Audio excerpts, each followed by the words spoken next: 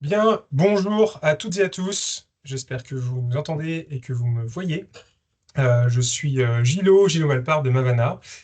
Bienvenue. On est bien au bon endroit. On va parler aujourd'hui de base de données, on va parler de numérique. Je vois qu'il y a encore des personnes qui arrivent. C'est parfait. Ça devrait nous prendre un peu moins de 45 minutes. N'hésitez pas à nous poser des questions dans l'espace qui correspond à ça, donc dans le chat, dans l'espace questions-réponses. On tentera de collecter les questions au fur et à mesure de la présentation et d'y répondre le plus possible. Alors, pour discuter du sujet aujourd'hui, l'intitulé étant quelle nouvelle base publique de données environnementales pour le numérique, on aura Thomas Delatour de l'ADEME. Bonjour Thomas. Thomas qui a été en charge du projet jusqu'à présent et qui va continuer. Je te laisserai te présenter un tout petit peu après Thomas. On a également Augustin Vattiès de l'UC Louvain, qui a été la composante recherche assez importante du sujet. Augustin va nous présenter certains travaux et certains enseignements très intéressants sur les bases de données numériques, enfin les bases de données environnementale pour le numérique. Et également Fabienne Lefebvre, qui a été la pilote de projet pour nous tous dans le cadre de ces travaux. Et bien sûr, moi-même, Gilles Malpart. Si vous ne me connaissez pas, je suis comme Fabienne, membre de Mavana, et nous avions piloté les travaux pour le compte de l'ADEME avec Lucien Louvain et un autre partenaire ESSP Solutions qui n'est pas présent aujourd'hui, ou en tout cas qui n'intervient pas, peut-être qu'ils sont présents parmi les participants qui nous ont aidés également à faire de la revue, faire de la veille, de la revue de littérature sur les différentes bases de données existantes. Alors, ce qui va nous occuper un peu aujourd'hui, c'est d'abord un peu la présentation de l'initiative. Pourquoi est-ce que l'ADEME, dans le cadre d'un programme qui s'appelle Alt Impact, a souhaité mener ce type de travaux sur une base publique de données environnementales pour le numérique? Et puis ensuite, Fabienne nous donnera un peu le déroulé. Qu'est-ce qu'on a pu faire dans les différents travaux, sachant que c'est des travaux qui ont démarré il y a plus d'un an. Et nous avons publié à l'ADEME et aux membres du comité de pilotage le rapport final il y a maintenant quelques mois. Et aujourd'hui, ce que nous allons faire, c'est vous exposer un peu les différents apprentissages, parce qu'on a collectivement considéré qu'il y avait des informations très intéressantes dans les travaux que nous avons pu mener. Et parmi ces travaux et parmi ces apprentissages, il y aura une présentation d'Augustin sur ce que nous appelons un service témoin, c'est-à-dire que nous avons implémenté dans différentes bases de données euh, environnementale pour le numérique, un même service numérique pour éventuellement en tirer quelques conclusions. Et Augustin va nous présenter un peu tout ça. Et puis enfin, je vous présenterai un peu quelques recommandations qu'on a pu donner à l'ADEME sur la mise en place d'une telle base de données. Je ferai très brièvement parce que c'est Thomas qui reprendra la main pour vous donner un peu la situation actuelle et, nous l'espérons, une contribution de votre part et de la part de l'écosystème pour nous faire quelques retours sur les différentes actions et les différentes modalités qui sont envisagées pour l'instant. Voilà pour la présentation. En réalité, c'est beaucoup les autres qui vont parler, donc j'ai pu parler au tout début. Je laisse la main à Thomas. Peut-être Thomas, tu peux te présenter brièvement pour que les personnes qui ne te connaissent pas connaissent un peu ton rôle au sein de l'ADEME. Et ensuite, tu peux nous parler du projet, ce serait génial. Merci Gilo. Donc Thomas Latour, je fais partie du service sobriété numérique à l'ADEME et ma casquette principale, c'est justement le déploiement du volet numérique de la base environnementale empreinte qu'on propose à l'ADEME. Notre service qu'on appelle SONUM, son activité est grandement supportée par un programme C2E qui s'appelle Alt Impact, dont certains d'entre vous ont certainement déjà entendu parler sur différents prismes. C'est un programme qui est comporté par l'INRIA et le CNRS autour de 3 axes de travail. Un premier pour sensibiliser, former, un deuxième pour améliorer le cadre méthodologique et un troisième pour le déploiement dans les territoires. Et c'est dans ce deuxième axe que vient le projet de déployer le volet numérique de la base empreinte. Aujourd'hui, c'est un simple Excel issu de données négoctées et on vise par ce programme à largement améliorer la qualité et l'intégrer complètement dans la base de données empreinte. Et c'est dans le cadre de ce projet qu'on a commencé par une étude de préfiguration lancée l'année dernière en début 2024 une étude qu'on a confiée donc, au consortium mené par Mavana, l'UC Louvain et le SSP Solutions. Et je vous passe la main du coup à l'équipe. Donc, bonjour, moi je vais vous présenter rapidement la façon dont s'est déroulé le projet. Donc, pour commencer, c'est un projet qui a commencé, comme le disait Gilot, il y a plus d'1 an maintenant, qui a commencé par une phase de cadrage où on a interviewé les différents membres du comité de pilotage, donc de l'équipe Alt Impact, pour comprendre leurs besoins, leur retour d'expérience, vis-à-vis aussi des bases qu'ils avaient intégrées au préalable. Donc, notamment, vous savez peut-être qu'il y a un fichier d'extension à base empreinte qui regroupe toutes les données du numérique. Donc, on a souhaité comprendre pourquoi ces choix avaient été faits, ce qui s'était passé, etc. Ensuite, on a eu une phase d'état de l'art où on a analysé un nombre de bases de données existantes pour comprendre leurs points forts, leurs points faibles, ce qu'il fallait garder de certaines bases et ce qu'il fallait modifier. Comme le disait Gilot, on a poursuivi par une modélisation d'un service témoin pour bien comprendre les tenants et les aboutissants d'une modélisation de cycle de vie du numérique. Et on a rédigé des fiches descriptives donc, de chaque base de données. On a aussi poursuivi par une interrogation des acteurs, donc de différentes parties prenantes, de différents experts. On a fait une synthèse des témoignages et à la suite de ça, on a fait un atelier de gouvernance avec les membres du COPIL. On a aussi identifié tout un ensemble de dispositifs socles qui permettraient de remodéliser des dispositifs de niveau supérieur. Donc ça aussi, on vous le présentera au cours de la présentation. Et on a fini par la rédaction d'une synthèse globale avec un plan d'action. Voilà. Donc, sur les bases de données qu'on a étudiées, donc là, vous avez la liste de ces bases de données. Il y a eu 12 bases de données. Elles ont été choisies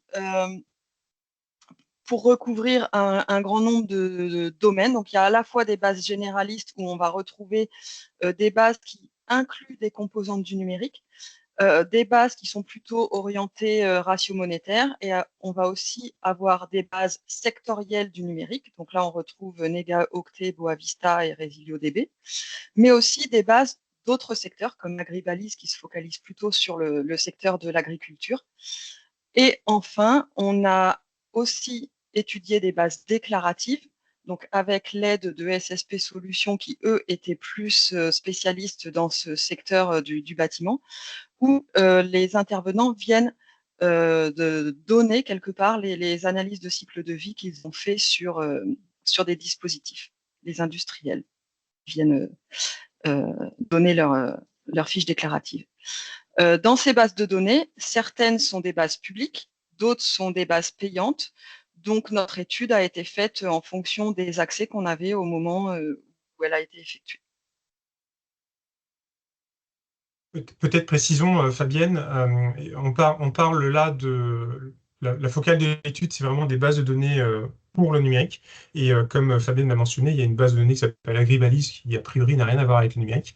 L'enjeu pour nous, c'était également d'apprendre ce qui se fait dans d'autres types de secteurs, d'autres types de bases de données, pour pouvoir éventuellement s'inspirer de bonnes pratiques, de bonnes idées dans d'autres secteurs pour pouvoir réinjecter ça dans le secteur du numérique.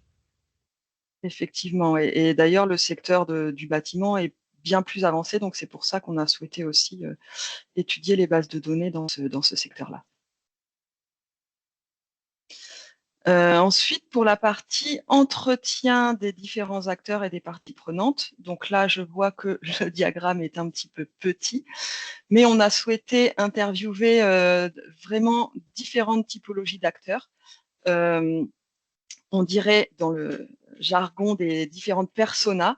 Donc, on va retrouver des gens qui font plutôt tout ce qui est bilan carbone, des acévistes, mais aussi des fournisseurs de solutions, donc des industriels, des institutionnels, des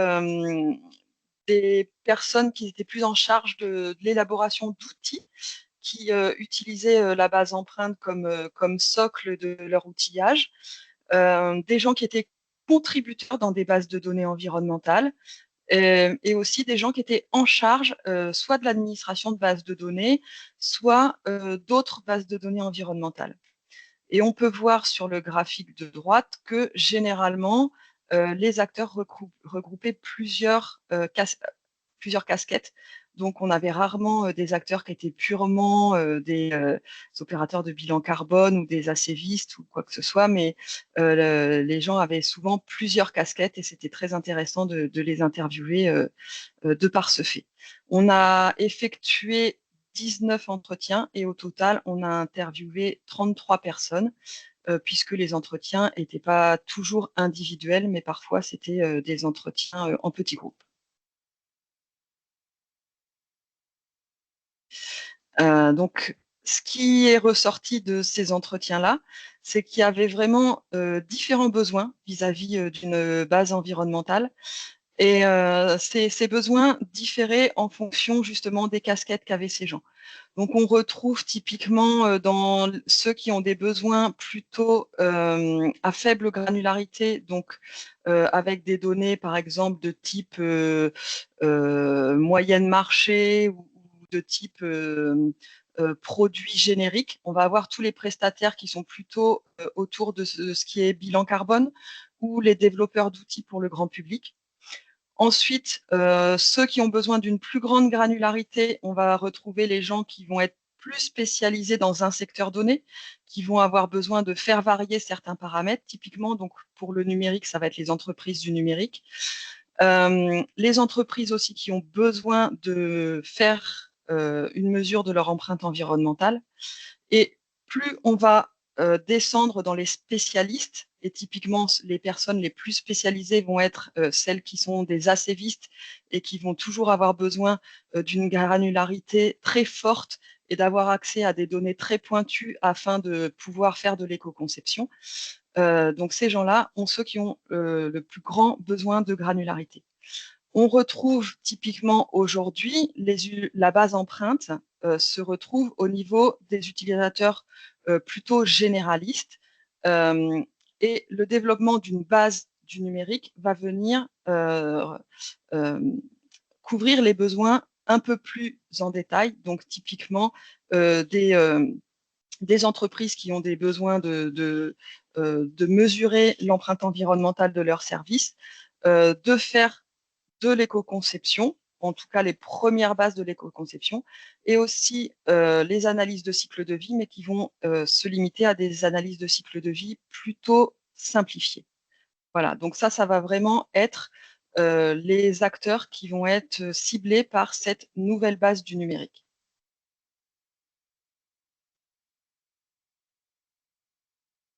J'en Oui. profite. Augustin, je te laisse la parole. Pour faire le lien, Augustin, j'en profite pour inviter les participants à poser des questions dans le chat, alors, ou bien dans la partie questions-réponses, ou bien dans la conversation. N'hésitez pas à réagir là, et puis on pourra prendre vos réactions et questions ensuite. Augustin, le micro est à toi. Oui, alors moi dans le cadre de ce projet, j'ai surtout travaillé sur ce qui était état de l'art et modélisation du service témoin. Donc comme l'a dit Fabienne, dans le cadre de ce projet, les bases ont été étudiées au moyen de fiches descriptives et aussi on a récolté les feedbacks des utilisateurs au moyen d'entretiens. Mais aussi on s'est rapidement mis d'accord sur le fait qu'il y avait un écart entre parfois des discussions théoriques ou des entretiens, et puis l'utilisation en pratique de ces bases de données par des personnes qui font du bilan carbone et de l'ACV. On avait aussi envie de passer par les difficultés qui sont rencontrées en pratique par les praticiens du bilan carbone ou de l'ACV. Et donc, c'est pour ça qu'on a décidé de modéliser un service témoin comme cas d'usage, donc qui allait servir de démonstrateur, si on veut, au sein de différentes bases de données, avec les 3 objectifs suivants. Comme je l'évoquais, enrichir l'analyse théorique en identifiant les obstacles rencontrés en pratique par les acévistes.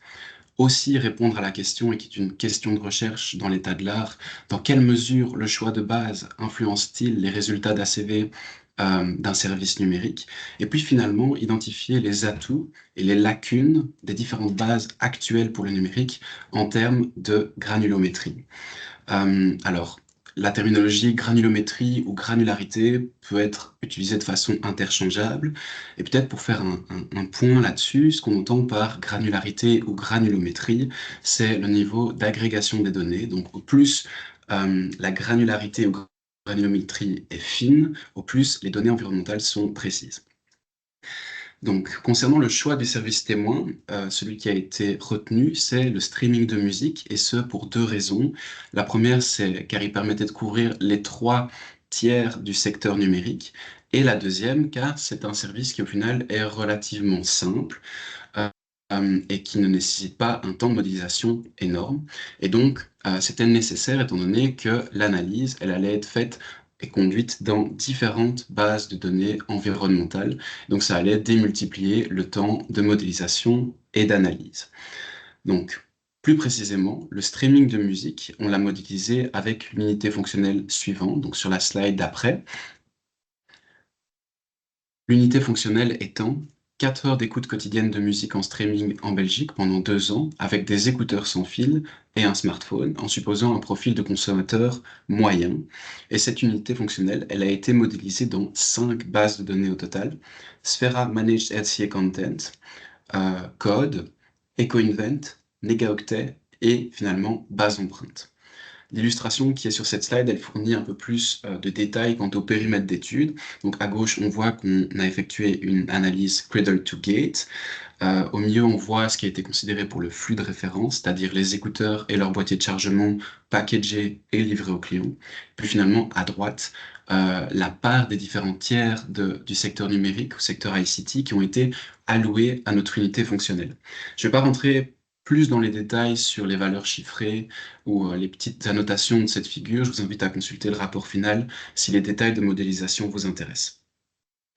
Donc, peut-être pour faire un point, on a une seule unité fonctionnelle, un périmètre d'étude balisé, ce qui a donné lieu à un inventaire précis, et cet inventaire, on l'a modélisé, on l'a fait correspondre dans différentes bases de données environnementales avec pour objectif d'isoler l'effet, l'influence de cette base de données environnementale. Et les résultats sont présentés à la slide d'après, où on voit les résultats présentés pour 4 catégories d'impact de la méthode EF 3.1. Le réchauffement climatique à gauche, suivi de l'utilisation des ressources fossiles, l'utilisation des ressources minérales et l'utilisation d'eau. Et les résultats, ils sont présentés pour chaque base de données. Donc, petit point sur les différents éléments de la légende. En rouge, on va avoir la contribution des circuits intégrés. Les circuits intégrés qui sont des composants électroniques actifs, réputés pour être des gros contributeurs aux impacts dits cradle to gate des systèmes électroniques. Donc c'est pas surprenant de les voir apparaître majoritairement dans cette analyse de contribution. En bleu clair, on a la contribution des autres composants électroniques, puis finalement en bleu foncé, la contribution des étapes de transport et d'utilisation. En grisé, ce sont des résultats qui ont dû être agrégés pour des raisons soit de granularité, soit de confidentialité. Mais on s'y attardera un petit peu moins. Qu'est-ce que nous apprennent ces résultats? Bien, on voit à gauche qu'on a des catégories d'impact qui sont dites relativement stables, où on va avoir, par exemple pour le GWP ou ADPF, des estimations d'impact absolu qui sont du même ordre de grandeur et des contributions qui sont assez uniformes d'une base de données à l'autre. On a des résultats qui sont cohérents, consistants. Mais ce n'est pas le cas des catégories ADPE et WU, donc Water Use. Par exemple, dans le cadre d'ADPE, on va obtenir des estimations d'impact qui diffèrent d'un ordre de grandeur entre Sphera, Managed RCA Content et EcoInvent. Et dans le cas de Water Use, même si on a un ordre de grandeur qui est identique, on a un shift de hotspot qui va induire une décision d'éco-design différente. Par exemple, si on avait utilisé exclusivement code, on aurait la conclusion suivante: surtout agissez sur la batterie pour diminuer l'impact de notre unité fonctionnelle dans la catégorie Water Use. Là où, si on avait utilisé exclusivement EcoInvent, on aurait une conclusion qui nous dit, en fait non, ce sont les circuits intégrés qui dominent. Et ça met en évidence que on a des conclusions différentes, des conclusions même contradictoires d'une base de données à l'autre. Alors que, comme je l'ai expliqué, on a une unité fonctionnelle identique, un inventaire identique et même une méthode d'impact identique. Et moi, j'aime particulièrement bien ce type d'illustration car il nous rappelle que les résultats d'ACV sont avant tout des estimations d'impact plus que des mesures d'impact et que ces estimations elles sont sujettes à énormément d'incertitudes. Ça, c'est un premier message. Et un deuxième message qu'on voit aussi avec ce type d'illustration, c'est que si on voulait être rigoureux dans l'absolu, on ne devrait pas mélanger, combiner des données qui proviennent de bases de données différentes. Donc voilà pour cette illustration. Euh, la question que vous pouvez poser maintenant, assez naturellement, c'est au final, pourquoi est-ce qu'on obtient des estimations d'impact si différentes en termes d'ordre de grandeur et de shift de hotspot? La slide suivante, elle permet de donner un élément de réponse qui se situe au niveau de la granulométrie. Cette illustration, elle nous montre, les différentes lignes nous montrent les sous-composants qui constituent les écouteurs et les colonnes nous montrent les différentes bases de données dans lesquelles on a modélisé le service témoin.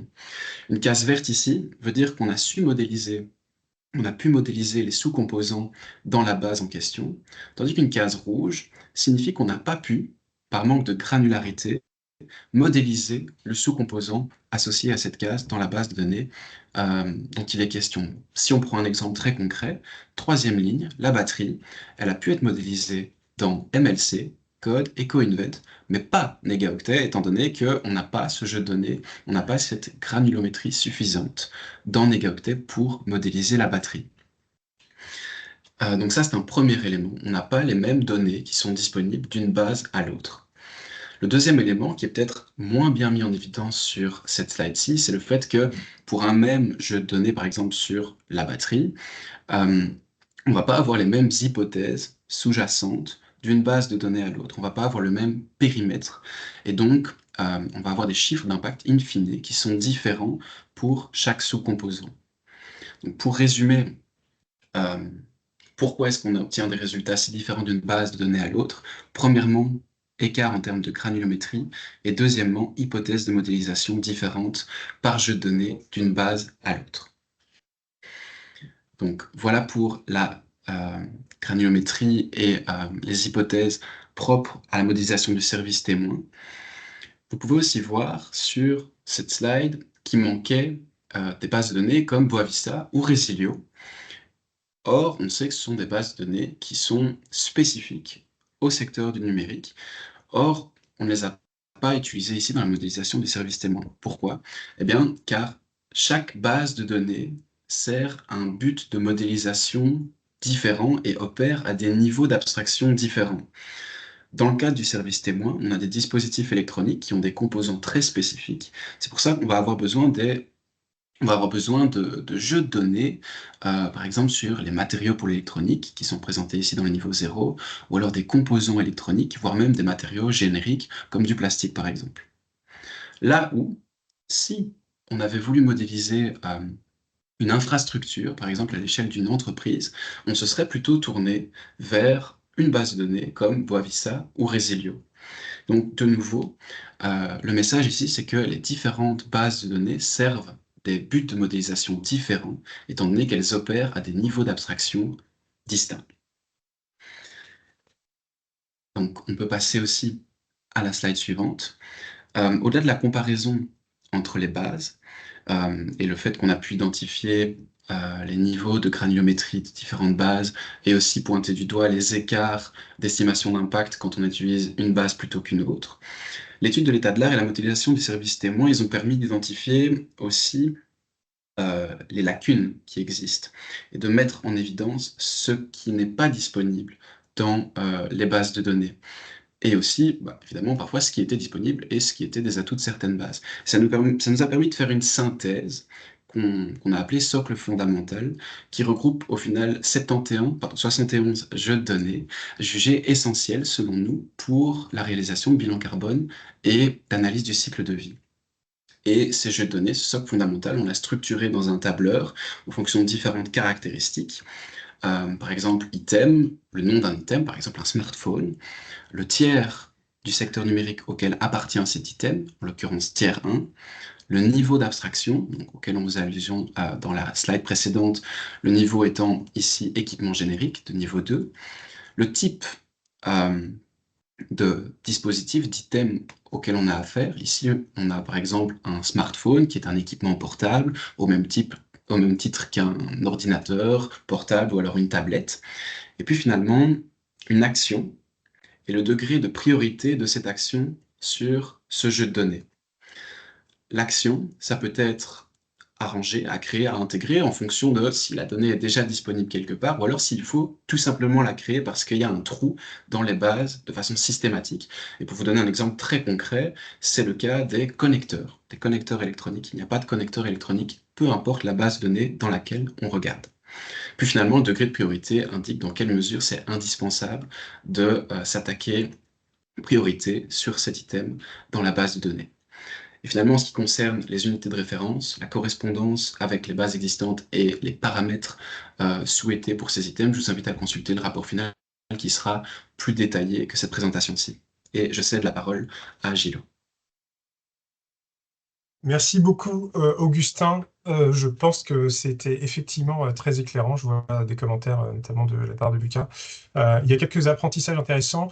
Je viens de vous mettre le lien vers le rapport complet dans la conversation du webinaire, ce qui vous permettra d'aller un peu scruter un peu plus en détail ce qu'Augustin vient de nous livrer ici, sachant que, et c'est la façon pour moi de faire la transition, la publication qui est disponible depuis quelques semaines sur la librairie ADEME, est un sous-ensemble des travaux que nous avons pu mener. Il y a toute une partie publique, entre guillemets, qui est l'état de l'art, la modélisation du service témoin et tous les apprentissages que nous avons considérés comme étant utiles à tous et à toutes. Et ensuite, il y a une partie de recommandations qui a été menée par l'équipe pour recommander au programme Alt Impact nos préconisations sur la bonne tenue ou la bonne mise en œuvre d'un type de base de données qui pourrait combler les différentes lacunes qu'on a pu observer sur les bases de données existantes et qui recommanderait à l'ADEME et à consorts de la mise en œuvre de cette base de données. Alors, pour faire très bref, ces recommandations ont couvert différents domaines. D'abord, le domaine qui vient d'être mentionné par Augustin sur le socle de jeu fondamental, c'est-à-dire qu'on a explicité dans une liste quels sont les jeux de données que nous pensons nécessaires pour que n'importe quel praticien de l'analyse cycle de vie puisse reconstituer l'univers numérique. Grosso modo, à partir de ces 71 jeux de données, on devrait pouvoir reconstituer un service numérique, un matériel électronique et numérique, etc., etc. Ce jeu de données, nous allons vous solliciter, on va y revenir un peu plus tard, pour que vous puissiez le consulter et faire un retour à l'ensemble de l'équipe pour regarder un peu ce que vous en pensez. Est-ce qu'il est cohérent ou pas? Est-ce que vous pensez qu'il manque des choses ou pas? Il y a eu d'autres recommandations. Il y a eu également une recommandation d'architecture. C'est-à-dire si demain, l'ADEME opérait ce type de base de données environnementale pour le numérique, quelle serait la bonne architecture pour que cette base de données puisse à la fois être opérante pour les utilisateurs ciblés, mais également rentrerait en cohérence avec le reste de l'environnement, notamment base empreinte. Donc on a pu faire différentes recommandations d'architecture. L'architecture sur laquelle nous sommes tombés d'accord, et je pense Thomas pourra le commenter un peu plus tard, le reste du programme est d'accord, c'est une architecture un peu hybride qui s'appuierait en partie sur la base de données sous-jacente de base empreinte pour toutes les matières, enfin voilà, toutes ces choses qui ne sont pas hyper spécifiques du numérique, et une base de données qui s'appuierait sur éventuellement des bases de données déjà sectorielles pour recréer un environnement ADEME au sein de base empreinte qui permettrait aux utilisateurs de base empreinte d'accéder à minima au niveau granulaire et pour les personnes qui veulent, au niveau les plus consolidés, et pour les personnes qui veulent accéder au niveau les plus granulaires, et ben éventuellement d'aller contractualiser comme il se doit avec l'ADEME et les partenaires pour pouvoir accéder à ces données un peu plus précises. Bien sûr, il a fallu également qu'on réfléchisse à quels sont les utilisateurs à cibler en priorité, parce qu'on ne peut pas aborder tous les utilisateurs de la même façon. Alors, ça a été évoqué un tout petit peu plus tôt par Fabienne.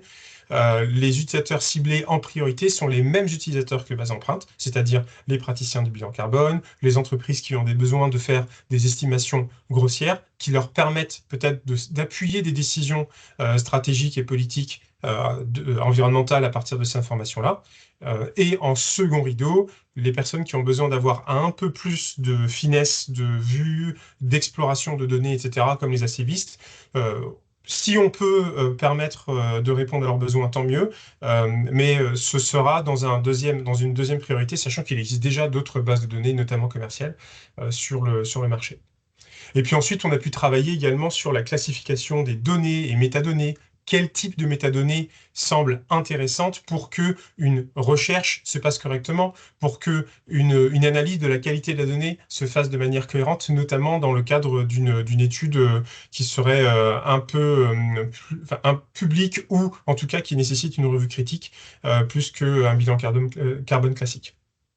Voilà, ce genre de travaux, de préconisations qu'on a pu faire à l'ADEME qui ne sont pas disponibles dans le rapport qui est public aujourd'hui, mais tout pour la pure et simple raison que l'ADEME, l'INRIA, qui est un coporteur du projet, le CNRS, et les différents membres du comité de pilotage, qui incluaient la direction générale des entreprises, le commissariat général de développement durable, et quelques autres partenaires institutionnels et associatifs, qui sont aujourd'hui en train d'étudier un peu les différentes préconisations pour voir comment cela peut s'inscrire en termes de mise en œuvre dans les semaines et mois à venir, et je l'espère dans les années à venir, une fois que la base de données est disponible. Ce qui me permet peut-être de donner maintenant la main à Thomas pour que tu puisses nous faire un petit état des lieux de où en sont les travaux aujourd'hui. Merci Gilo. Vous allez sans doute comprendre que je ne vais pas pouvoir tout détailler aujourd'hui dans notre feuille de route, parce qu'on a beaucoup de discussions en cours avec les acteurs historiques de la donnée environnementale en France. En revanche, je peux vous donner quelques billes et voir un peu comment est-ce que les organisations privées peuvent s'inscrire dans cette feuille de route.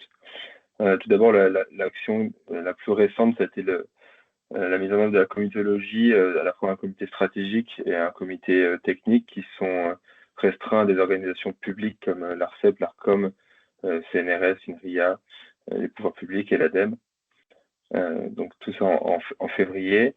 On espère, donc avec les discussions en cours au niveau contractuel, lancer les travaux en juin pour un déploiement en 2026. Alors je rappelle ici quelques éléments qui ont déjà été dits. Donc pourquoi on fait cette base? C'est principalement pour alimenter les outils et les référentiels de l'ADEME, par exemple, comme l'outil empreinte projet ou les référentiels RCP pour ceux qui connaissent. Mais c'est aussi une base qui a vocation à alimenter des outils externes, grand public ou de communication, qui donc s'adressent avec des données plutôt de faible des données agrégées à des entreprises et collectivités non spécialistes pour des services de DSI ou d'achat, en priorité en tout cas, ou des activistes pour faire des bilans simplifiés. Le rôle que vous pouvez avoir en tant que partie privée, c'est d'être, si vous avez la possibilité d'être contributeur à ce type de base, c'est-à-dire des process mis en place pour cela. Si vous avez l'expertise de faire partie de nos process de revue critique, et pour toutes et tous de faire partie du comité utilisateur, l'idée c'est d'avoir une communauté qui vit vraiment autour de cette base de données à long terme, avoir des retours d'expérience sur l'utilisation et la manipulation des données dans cette base, et orienté autour du secteur du numérique. Et en attendant donc, le déploiement de cette base d'empreintes, on a toujours cet Excel qui est disponible, qu'on va essayer de mettre à jour. C'est un Excel qui est imparfait, mais qui mérite de mettre à disposition les différentes données qu'on peut mettre à disposition jusque-là. Certaines sont issues de Negaoctet, justement, mais d'autres sont aussi issues des dernières études d'impact qu'on a pu réaliser ces derniers mois, notamment sur l'audiovisuel ou sur les data centers, et d'autres données vont être mises à jour, notamment par exemple sur une étude qui est en cours autour du secteur des jeux vidéo, par exemple. Et je relaisse la main à Gilo pour conclure. Merci beaucoup. Alors, on va prendre les questions. Je vois qu'il y a quelques questions très intéressantes que je vais pouvoir adresser. Avant ça, peut-être, je vous invite à prendre note de l'URL ou à scanner le QR code qui s'affiche sur ce slide, qui vous permettra d'atterrir sur une page où nous avons à la fois un questionnaire pour vous poser des questions enfin pour avoir votre avis tout simplement sur la mise en œuvre d'une telle base de données et un document qui explicite ce fameux jeu de données socle fondamental qui vous permettront d'aller un peu scruter quelles sont les données que nous avons identifiées comme étant nécessaires, essentielles pour pouvoir recréer une base de données qui soit utile à toutes et à tous pour la modélisation et l'évaluation des impacts environnementaux des technologies numériques. Ce qui me permet d'aller vers les questions. Alors, je prends note. Je remercie Julie qui m'envoie les questions ici et là pour avoir les infos. Alors, il y avait une première question qui était, est-ce que les données d'écosystème pour la fin de vie des D3E ont fait partie du scope de l'étude? Alors oui et non. Non dans le sens où, pardon, je vais dans le mauvais sens, dans l'étude du service témoin, on le voit ici, la fin de vie a été exclue de l'étude.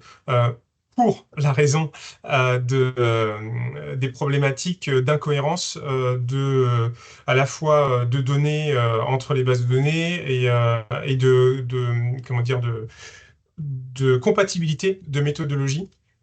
Cela dit, dans le cadre de l'étude, Lucas, pour répondre à ta question, on a mis un warning spécifique sur comment gérer la fin de vie et prendre garde aux différentes incohérences qu'il peut y avoir, par exemple, entre une analyse faite avec des données de Sphera, comme le font certains, comme le fait Augustin régulièrement dans son quotidien, et les méthodes de calcul d'écosystème qui peuvent rendre les choses incohérentes. Donc ça fait partie des différents points d'attention qu'on a pu mettre en avant dans l'étude, mais on n'a pas étudié particulièrement la base de données écosystème.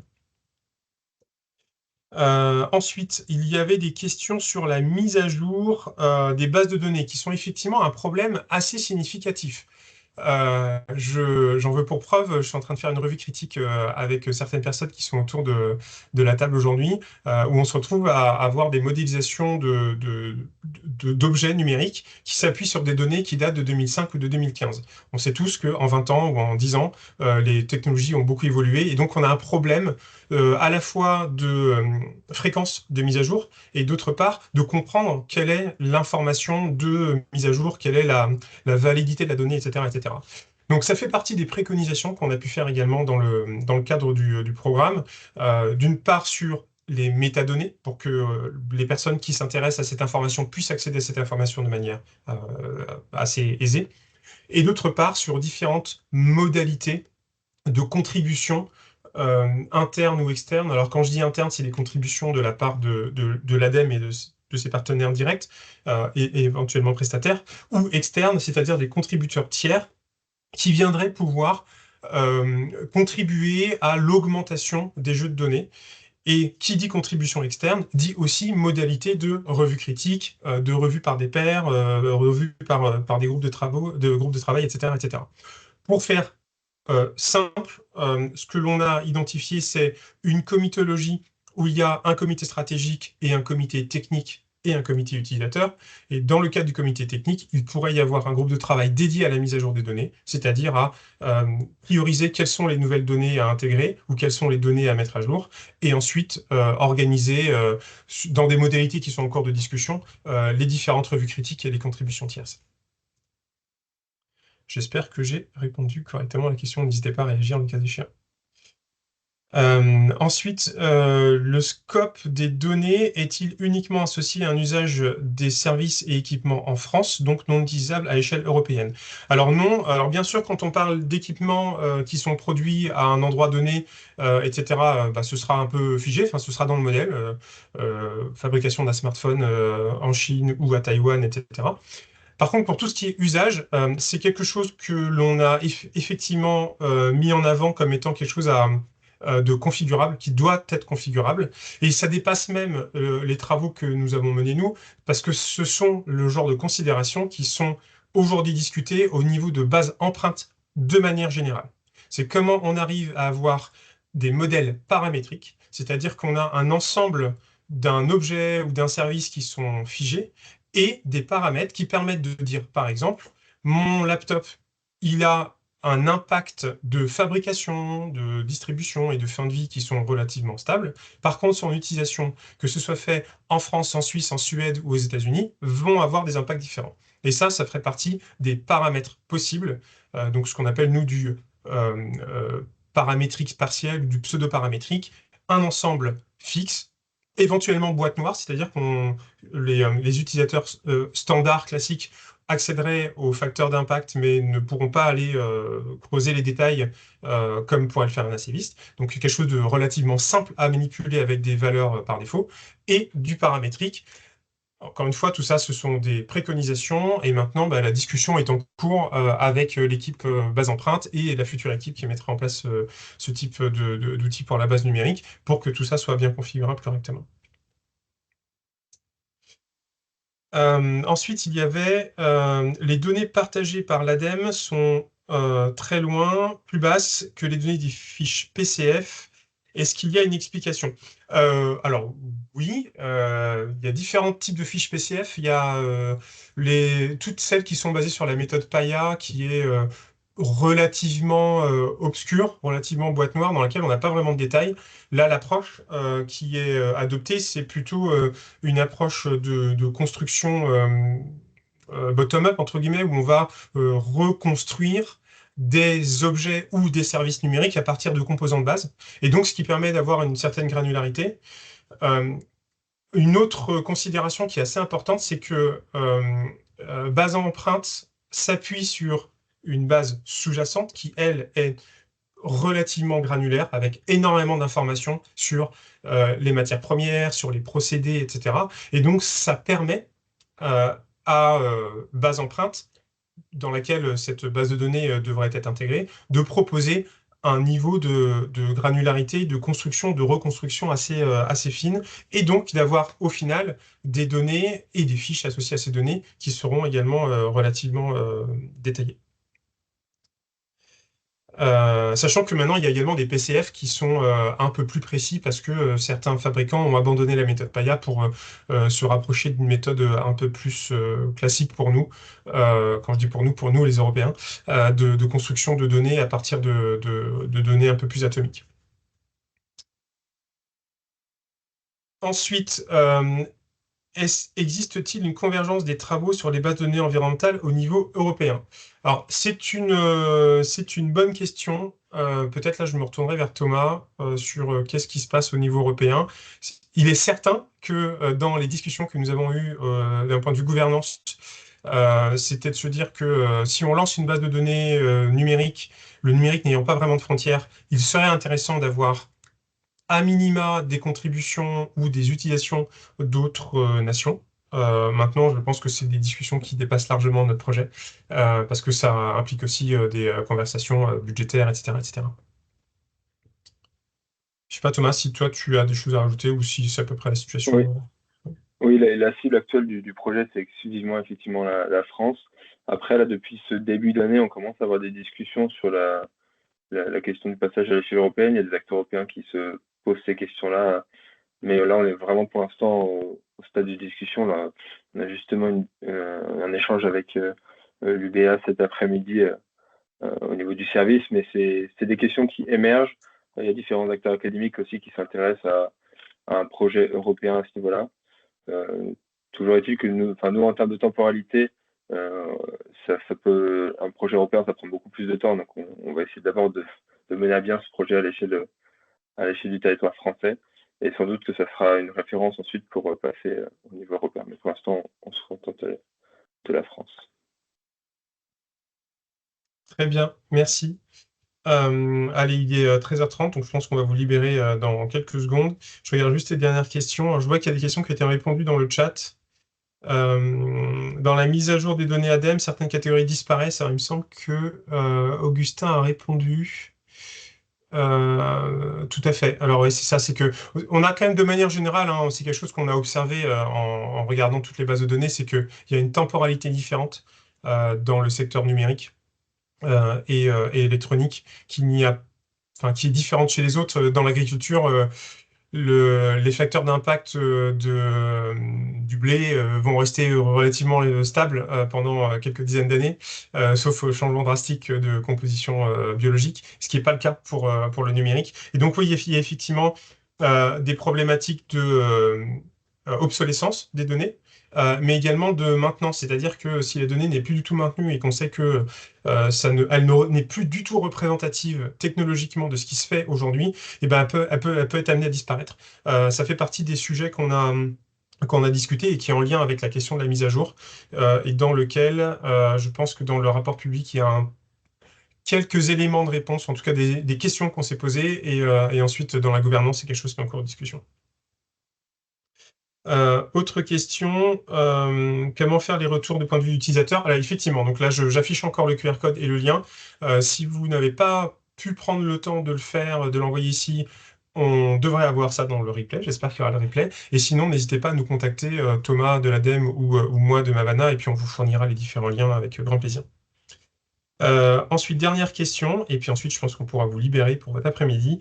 Est-ce que vous avez fait une évaluation des bases selon les tiers échanger sur le tiers réseau, car nous venons de finaliser un guide avec l'ADEME sur le sujet. Alors, dans le socle fondamental, me semble-t-il, oui. Alors, je ne sais pas si c'est dans la version PDF que vous allez avoir, mais en tout cas, dans nos travaux avec l'ADEME, il y a effectivement dans le socle fondamental l'identification de quel jeu de données correspondrait à quel tiers, et à partir de quel jeu de données on va pouvoir reconstituer du tiers 1, donc équipement, du tiers 2, réseau, et du tiers 3, plutôt centre de données et services numériques. Ça fait partie des sujets qui ont effectivement été discutés. Bon, voilà, je pense qu'on a fait le tour. Alors, à moins que j'ai loupé des questions. Ah oui, si, je vois qu'Astrid a posé des questions ici. Bon, bah, c'est bon. Non, je pense que c'est bon. C'est le moment de vous remercier toutes et tous. N'hésitez pas à aller répondre au questionnaire. Et j'espère que vous avez appris beaucoup de choses et que vous prendrez plaisir à lire le rapport, qui a été pour nous un sacré plaisir, déjà d'une part parce qu'on a collaboré avec des gens très, très, très compétents et très, très sympas. Et on l'espère, ce sera pour nous tous une base de données très utile en 2026, Thomas, n'est-ce pas? Merci beaucoup, Allez, Gilles. merci à toutes et à tous. Bon après-midi.